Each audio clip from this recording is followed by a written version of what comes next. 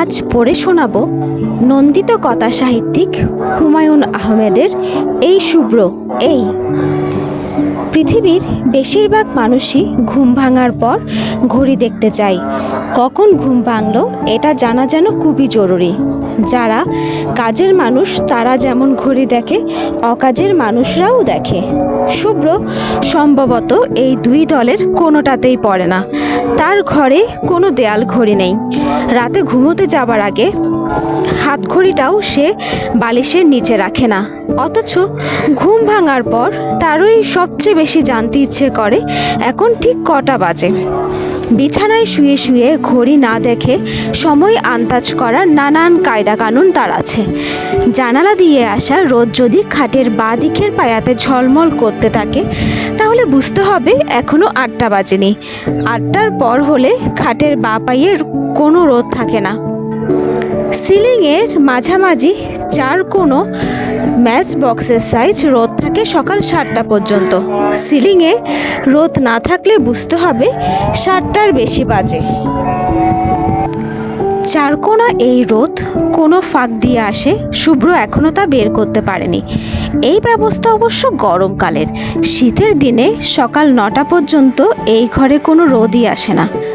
শুভ্রর বয়স যখন 10-11 তখন সময় জানা তার খুব একটা ভালো ব্যবস্থা ছিল।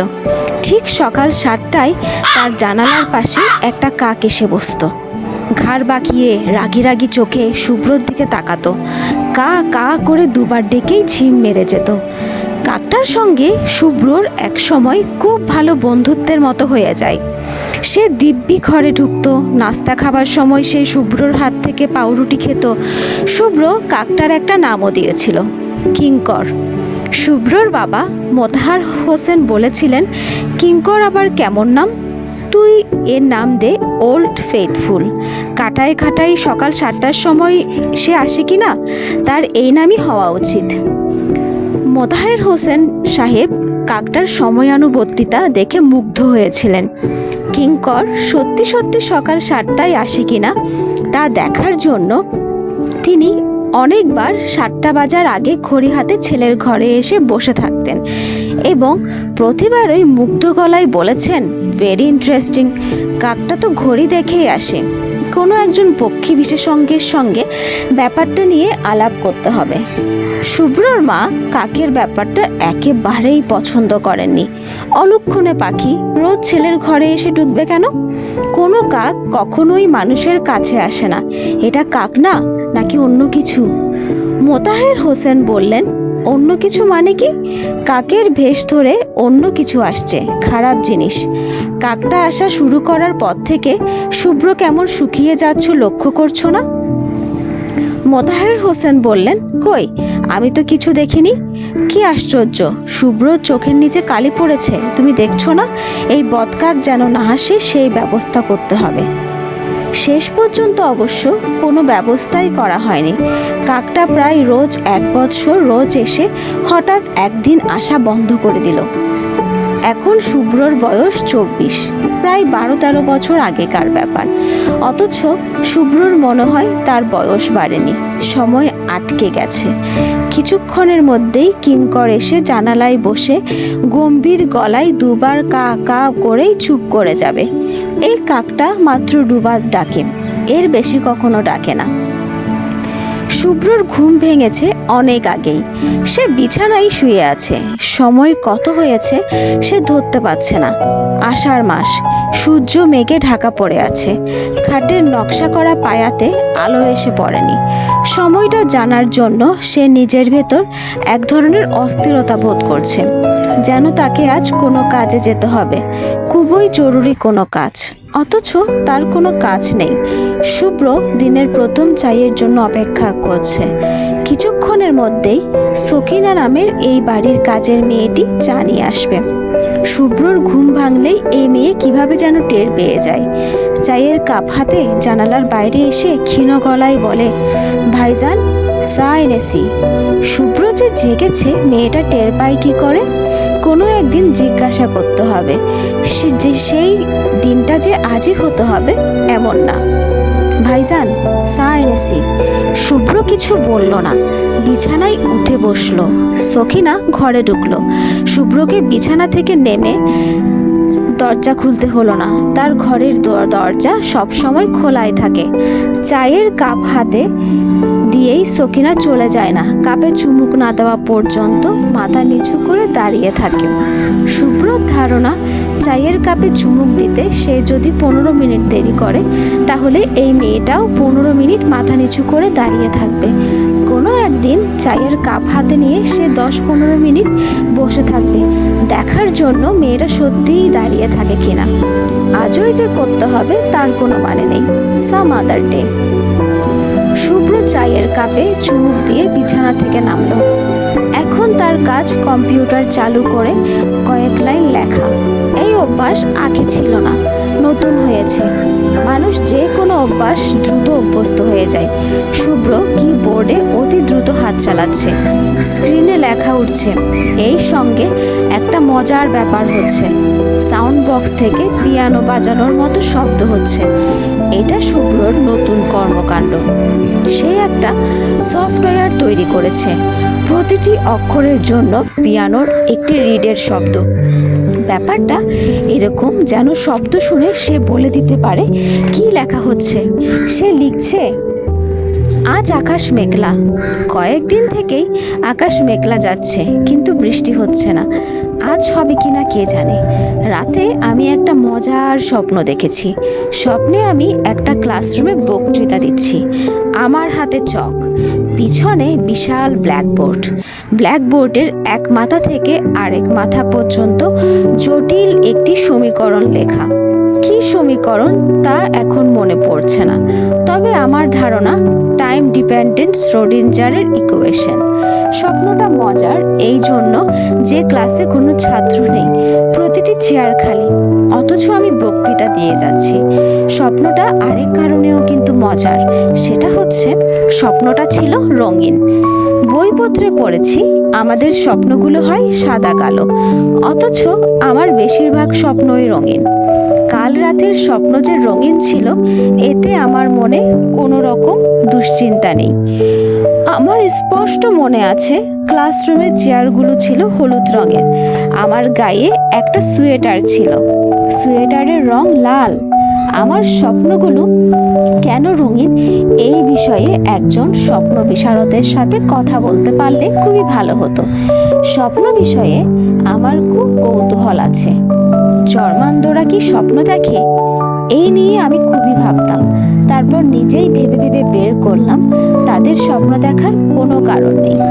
দৃশ্যমান জগতের কোনো স্মৃতিই তাদের নেই, স্বপ্ন তারা কিভাবে দেখবে। অনেক পরে বইপত্র পড়ে জেনেছি আমি যা ভেবেছি তাই ঠিক। জর্মনরাও স্বপ্ন দেখে, তবে সেই স্বপ্ন শব্দের স্বপ্ন। তাদের স্বপ্নে কখনো কোনো ছবি থাকে না। এই পর্যন্ত লিখে শুভ্র থামল। যুক্তাক্ষরে পিয়ানোর যে শব্দ আসছে তা কানে লাগছে। সফটওয়্যারে কিছু পরিবর্তন আনতে হবে। যুক্তাক্ষর যাই হোক, একটা মাত্র নোট বাজবে। এই নোটটির যুক্তাক্ষর ছাড়া অন্য কোনো ব্যবহার থাকবে না। শুভ্র আবার লিখতে শুরু করলো। স্বপ্ন ব্যাপারটা আমি খুব ভালো মতো জানতে চাই, কারণ আমি অতি দ্রুত অন্ধ হয়ে যাচ্ছি। আর তখন আমার জগৎ হবে শুধুই শব্দময়। দৃশ্যমান জগৎ তখন দেখা দেবে স্বপ্নে। আমি যেহেতু জন্মান্ধ না, আমি অবশ্যই স্বপ্ন দেখব। আমার এখন উচিত চমৎকার সব দৃশ্য দেখে দেখে সেই সব স্মৃতি মাথায় ঢুকিয়ে রাখা। আমার সময় ফুরিয়ে আসছে, অপটিক নার্ভ শুকিয়ে যাচ্ছে। কোনো ডাক্তারই সেটা বন্ধ করতে পারছে না। আমার বাবা অতি ক্ষমতাধর মানুষদের একজন। তিনি চেষ্টার কোনো ত্রুটি করেননি, চেষ্টায় কাজ হচ্ছে না। আমার শেষ চিকিৎসা করলেন একজন জার্মান ডাক্তার, তার নাম বার্ন্ট ব্রোসার্ট। তিনি জার্মান ভাষায় যা বললেন তার বঙ্গানুবাদ হচ্ছে, যুবক, আমি দুঃখিত, আমরা অগ্রসরমান বিপদ রোধ করতে পারছি না, ঘটনা ঘটবেই। আমি বললাম, কখন ঘটবে? ভদ্রলোক বললেন, সেটা বলতে পারছি না, সেটা কালও হতে পারে, আবার 1 বছর পরেও হতে পারে, 5 বছর 10 বছরও লাগতে পারে। আমি বললাম, বাহ, ইন্টারেস্টিং তো। ডাক্তার সাহেব বললেন, ইন্টারেস্টিং কোন অর্থে? আমি বললাম, প্রতিদিন ঘুম ভাঙার সময় আমি প্রবল এক উত্তেজনা অনুভব করব, চোখ মেলার পর কি হয় তা জানার জন্য। আমি কি দেখতে পাবো নাকি দেখতে পাবো না, আমার জন্য প্রতিটি দিনই গুরুত্বপূর্ণ, সেই অর্থে ইন্টারেস্টিং। শুভ্র কম্পিউটার ছেড়ে চেয়ারে এসে বসলো। ঘরের আলো আরো কমে এসেছে, মনে হয় আকাশ ভর্তি হয়ে গেছে কালো মেঘে। আষাঢ় মাসের এই আকাশটা দেখে রাখা উচিত, স্বপ্ন দেখার সময় কাজে লাগবে। সমস্যা হচ্ছে ঘর থেকে বের হতে ইচ্ছে করছে না। অন্য আরেকদিন দেখা যাবে, সাম আদার ডে। জাহানারা অবাক হয়ে ছেলের দিকে তাকিয়ে আছেন। শুভ্র এরকম করছে কেন? কেমন কুঁজো হয়ে চেয়ারে বসে আছে, তার হাতে বই। বই পড়তে পড়তে অদ্ভুত ভঙ্গিতে মাথা দোলাচ্ছে। মাদ্রাসার তালিবুল এলেমরা কোরআন শরীফ পড়ার সময় এইভাবেই মাথা নাড়ায়। শুভ্র নিশ্চয়ই কোরআন শরীফ পড়ছে না। জাহানারার ইচ্ছে করছে ছেলেকে ডেকে জিজ্ঞেস করেন, এই তুই এরকম করছিস কেন? তিনি অনেক কষ্টে ইচ্ছেটা চাপা দিয়েছেন, কারণ গতকাল রাতে শোবার সময় জাহানারা ঠিক করেছেন আগামী 72 ঘন্টা তিনি ছেলের সঙ্গে কোনো কথা বলবেন না। মাথাপুত্রের অভিমান জাতীয় কোনো ব্যাপার না। জাহানারা ছোট্ট একটা পরীক্ষা করছেন। তিনি দেখতে চান তার কথা বলা বন্ধ করে দেওয়াটা শুভ্র ধরতে পারছে কিনা। ধরতে অবশ্যই পারবে, কিন্তু কত ঘন্টা পরে পারবে সেটাই জাহানারা পরীক্ষার মূল উদ্দেশ্য। 72 ঘন্টার মধ্যে মাত্র 11 ঘন্টা পার হয়েছে, এখনো শুভ্র কিছুই বুঝতে পারছে না।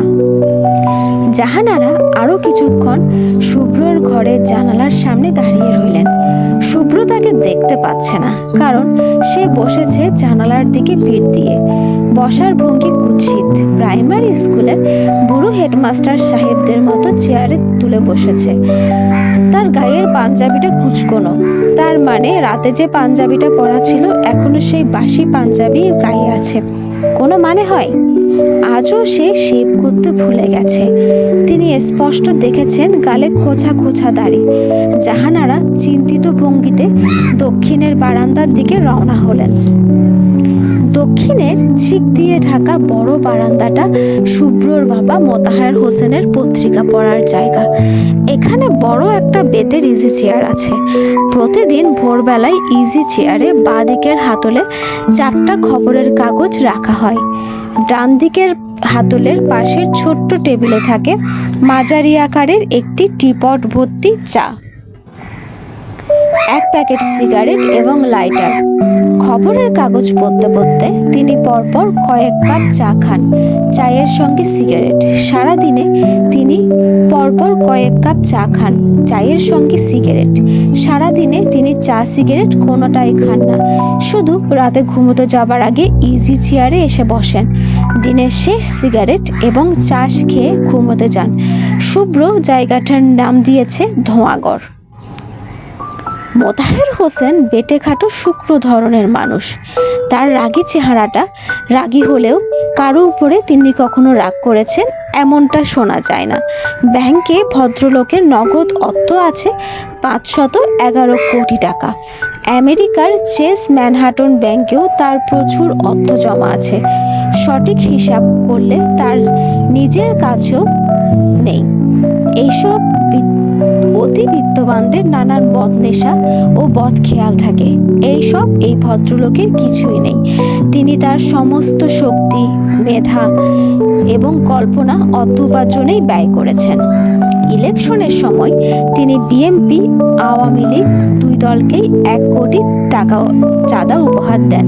2 দলই তাকে নমিনেশন দেওয়ার জন্য ঝুলাঝুলি করে। তিনি 2 দলকেই বলেন, আরে ভাই, আমি শুটকি মাছের ব্যবসায়ী, আমি ইলেকশনে কি করব? মোতাহার হোসেনের অনেক ধরনের ব্যবসা থাকলেও শুটকি মাছের কোনো ব্যবসা নেই। তারপরেও এই ধরনের কথা তিনি কেন বলেন তিনিই জানেন। জাহানারা যখন স্বামীর পাশে এসে দাঁড়ালেন তখন মোতাহার হোসেনের হাতে 3য় চায়ের কাপ, 3 নম্বর সিগারেট সবে ধরিয়েছেন। তিনি চায়ের কাপে চুমুক দিতে দিতে স্ত্রীর দিকে তাকিয়ে বললেন, হ্যালো ইয়ং লেডি, জাহানারা বললেন, রাখো তোমার ইয়াং লেডি। শুভ্র কি করেছে জানো? মোতাহের হোসেন বললেন, ভয়ঙ্কর কিছু করেছে কি? মাথা দোলাতে দোলাতে বই পড়ছে। খুব বেশি কি দোলাচ্ছে? জাহানারা বললেন, তুমি ঠাট্টার গলায় কথা বলছো কেন? তোমার ঠাট্টার এই ভঙ্গি আমার একদমই পছন্দ না। মোতাহের হোসেন বললেন, অতি তুচ্ছ বিষয়ে তুমি যে টেনশন করো সেটা দেখলে ঠাট্টা ছাড়া অন্য কিছু আর মাথায় আসে না। একটা জোয়ান ছেলে পেন্ডুলামের মতো মাথা দোলাতে দোলাতে বই পড়ছে, এটা তুচ্ছ বিষয়? অবশ্যই তুচ্ছ বিষয়। সে যদি পা উপরে দিয়ে মাথা নিচে রেখে শীর্ষাসনের ভঙ্গিতে বই পড়ত তাহলে সামান্য টেনশন করা যেত। সামান্য? হ্যাঁ সামান্য। শুভ্রর বয়সী ছেলেদের হঠাৎ হঠাৎ উদ্ভুত কিছু করতে ইচ্ছে করে, সেটাই স্বাভাবিক। তুমি তো শুভ্রর বয়সী এক সময় ছিলে, তুমি কি উদ্ভট কিছু করেছো? মোতাহের হোসেন আগ্রহ নিয়ে বললেন, অবশ্যই করেছি। শুনতে চাও? সম্পূর্ণ ন্যাংটো হয়ে আমরা 3 বন্ধু বট গাছে বসেছিলাম। বট গাছটা ছিল ডিস্ট্রিক্ট বোর্ড সড়কের পাশে। আমাদের উদ্দেশ্য ছিল, জাহানারা বিরক্ত গলায় বললেন, প্লিজ, আমি কিছু শুনতে চাই না। তুমি ছেলের ঘরে যাও, ঘটনা কি জেনে আসো। টেনশনটা যেহেতু তোমার, তুমিই জেনে আসো। আমি যাব না, তুমি যাবে। সব কিছু জেনে আসবে, কি বই পড়ছে, মাথা দোলাতে দোলাতে কেন পড়ছে, তার ঘটনা কি।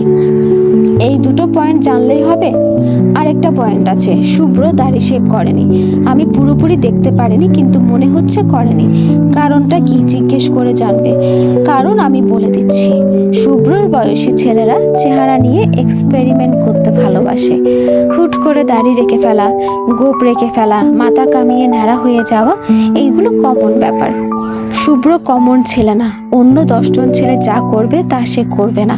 আমি নিশ্চিত ও কিছু মানসিক সমস্যার ভেতর দিয়ে যাচ্ছে। এত নিশ্চিত হচ্ছ কিভাবে? তার মধ্যে কোনো টেনশন দেখেছো? কোনো টেনশন নেই। এই যে আমি তার সাথে কথা বলা বন্ধ করে দিয়েছি, সে তা বুঝতে পারছে না। মোতাহের হোসেন অবাক হয়ে বললেন, তুমি কথা বলা বন্ধ করে দিয়েছো? জাহানারা বললেন, হ্যাঁ। কারণটা কি? আমি দেখতে চাই শুভ্র ব্যাপারটা বুঝতে পারে কিনা, আমার অভাব অনুভব করে কিনা। তোমার সঙ্গে এত বকবক করতে পারবো না। তোমাকে যা করতে বলেছি দয়া করে তাই করো। ঠিক আছে, আরেক কাপ চা খেয়ে যাই। চাটা ভালো হয়েছে। চা পরে এসে খেও। চা পালিয়ে যাচ্ছে না। তোমার ছেলেও কিন্তু পালিয়ে যাচ্ছে না। আশা করা যাচ্ছে সে মাথা দোলাতেই থাকবে। প্লিজ, শুভ্রকে নিয়ে কোনো রসিকতা করবে না। মোতাহের হোসেন কাপে চা ঢাললেন, সিগারেট ধরালেন। জাহানারার উদ্বিগ্ন মুখের দিকে তাকিয়ে হাসলেন। জাহানারা অন্যদিকে তাকিয়েছেন বলে এই হাসি দেখতে পেলেন না। জাহানারা বললেন, তুমি আবার সিগারেট ধরিয়েছ? সিগারেট চা হাতে নিয়েই যাচ্ছি। অবশ্যই না, তুমি আমার ছেলের ঘরে সিগারেট নিয়ে ঢুকবে না। প্যাসিভ স্মোকিং অনেক বেশি ক্ষতি করে। সিগারেট শেষ করে যাও। মোতাহের হোসেন সিগারেটে একটা টান দিয়ে চায়ের কাপে ফেলে দিলেন। কাপের পাশেই অ্যাস্ট্রে আছে, অ্যাস্ট্রেতে ফেললেন না। কাজটা তিনি করলেন স্ত্রীকে বিরক্ত করার জন্য। স্ত্রীকে বিরক্ত করতে তার ভালোই লাগে, কিন্তু আজ জাহানারা ব্যাপারটা লক্ষ্য করলো না। তার মাথায় অন্য কিছু ঘুরপাক খাচ্ছে। শুভ্রর ঘরে ঢুকে মোতাহের হোসেন বললেন, হ্যালো ইয়াং ম্যান। শুভ্র বাবার দিকে তাকিয়ে হাসি মুখে বলল, hello old man at the sea. Motaher Hossain বললেন, তোর কাছে 3টা বিষয় জানতে এসেছি, ঝটপট জবাব দে। নাম্বার 1, কি বই পড়ছিস? ম্যাজিকের একটা বই বাবা, অ্যামেজিং ম্যাজিক বুক। অনেক ম্যাজিক শিখে ফেলেছি। খুবই ভালো, একদিন ম্যাজিক দেখব। পয়েন্ট নাম্বার 2, ম্যাজিকের বই মাথা দুলিয়ে দুলিয়ে পড়ছিস কেন? মাথা দুলিয়ে দুলিয়ে পড়ছি নাকি? ইয়েস মাই সান, তোর মার কাছে শুনলাম তুই মোটামুটি পেন্ডুলাম হয়ে গেছিস। ও আচ্ছা, বুঝতে পারছি। বইটা পড়ার সময় মাথার ভেতরে একটা গান বাজছিল। মনে হয় গানের তালে তালে মাথা নাড়ছিলাম। কি গান? কিং স্টোন ট্রায়োর গান, where have all the flower gone. Point number 3, দাড়ি শেভ করছিস না কেন? শুভ্র হাসলো। মোতাহের হোসেন বললেন, দাড়ি রাখবি ঠিক করেছিস? আমার ধারণা দাড়িতে তোকে ইন্টারেস্টিং লাগবে। আর একটু বড় না হলে অবশ্য বোঝা যাবে না।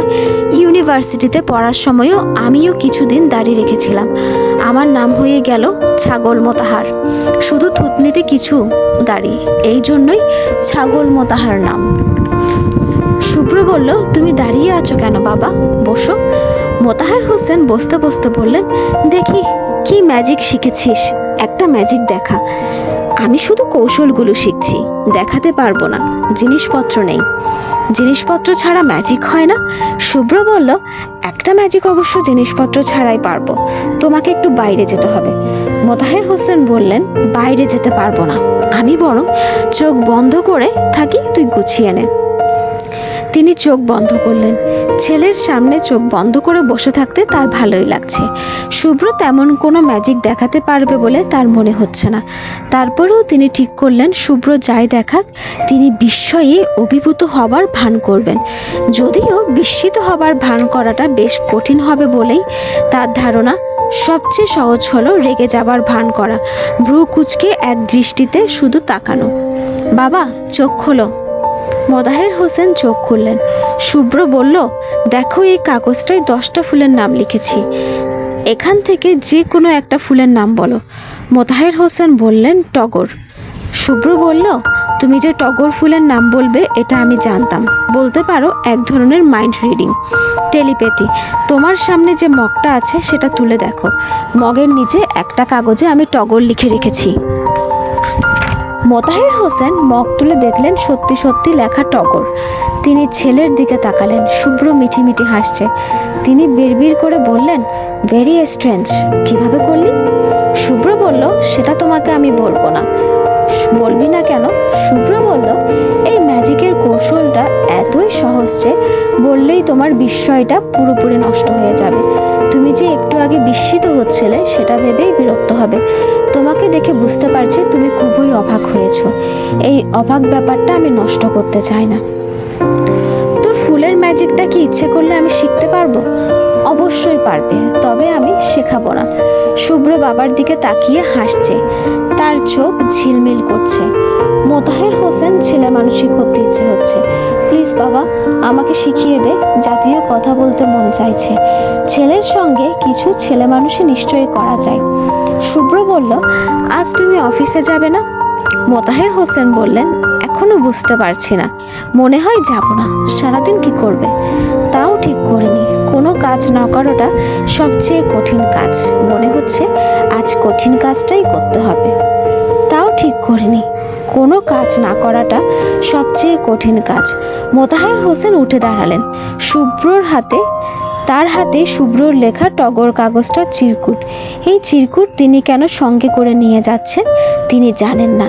তিনি অফিসে যাবেন না এই কথাটা শুভ্রকে কেন বললেন তাও বুঝতে পারছেন না। তার শরীর মোটামুটি সুস্থ আছে, অথচ তিনি অফিসে যাননি এমন ঘটনা কখনো ঘটেনি। শুভ্র বলল, টগর নামটা যে রবীন্দ্রনাথের খুব অপছন্দের নাম, এটা কি তুমি জানো? মোতাহের হোসেন বললেন, না তো। একদিন কি হয়েছে শোনো। রবীন্দ্রনাথ শান্তিনিকেতনে বসে আছেন। তার সামনে দিয়ে কিছু সাঁওতাল মেয়ে যাচ্ছে, তাদের খোপায় টগর ফুল গোজা। রবীন্দ্রনাথ বললেন, বাহ, কি সুন্দর ফুল তো, ফুলটার নাম কি? তারা বলল, টগর। তখন রবীন্দ্রনাথ বললেন, এত সুন্দর ফুলের এত বাজে নাম কেন? আমি ফুলটার নাম পাল্টে দিলাম, এখন থেকে এই ফুলের নাম মহাশ্বেতা। ঘটনাটা ইন্টারেস্টিং না? একজন মানুষের কত ক্ষমতা। ইচ্ছে হলো তো ফুলের নাম পাল্টে দিল, টগর হয়ে গেল মহাশ্বেতা। মোতাহের হোসেন বললেন, ঘটনাটা আমার কাছে বিশ্বাসযোগ্য বলে মনে হচ্ছে না। বিশ্বাসযোগ্য মনে হচ্ছে না কেন? রবীন্দ্রনাথ টগর ফুল চিনবেন না এটা হতে পারে না। তাছাড়া টগর নামটা এতটাও খারাপ না। শুভ্র বলল, বাবা, আমি কিন্তু ঘটনাটা বইয়ে পড়েছি। এমন একজন মানুষের লেখা যিনি রবীন্দ্রনাথের খুব ঘনিষ্ঠ। ছাপার অক্ষরে লেখা কি সবসময় সত্যি হয় রে? যে মানুষ মুখে মিথ্যে বলে সে হাতের লেখাতেও মিথ্যে লিখতে পারে না? মুখে মিথ্যে বলার চেয়ে বইয়ের মিথ্যে লেখা বরং আরো সহজ। শুভ্র কিছু বলল না। মোতাহের হোসেনের মনে হলো শুভ্র সামান্য মন খারাপ করেছে। মন খারাপ করার মতো কোনো কথা তিনি বলেননি। যদি তার মন খারাপ হয়েও থাকে সে তা প্রকাশ করবে কেন? মানুষের মধ্যে সম্মুখ প্রকৃতি আছে। শামুক যেমন কোনো ঝামেলা দেখলে খোলসের ভেতর ঢুকে দরজা বন্ধ করে দেয়, মানুষও সেরকম নিজের ভেতর ঢুকে দরজা বন্ধ করতে পারে। শুধু শুভ্র পারে না, তার কোনো খোলস নেই। এই সমস্যা সে নিশ্চয়ই জন্মসূত্রে নিয়ে আসেনি, তারা ছেলেকে ঠিকমতো বড় করতে পারেননি।